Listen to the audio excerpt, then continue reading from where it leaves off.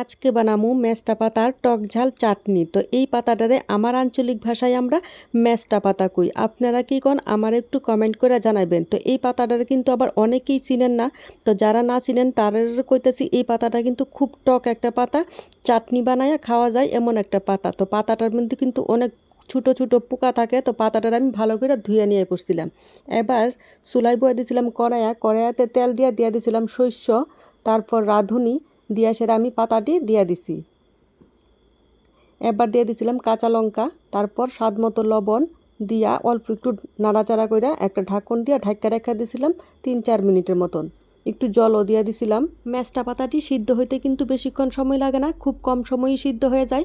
সিদ্ধ হওয়ার পর চামচের সাহায্যে বা ঘুটনির সাহায্যে একটু ম্যাশ করে নিলেই কিন্তু চাটনিটা একদম কমপ্লিট।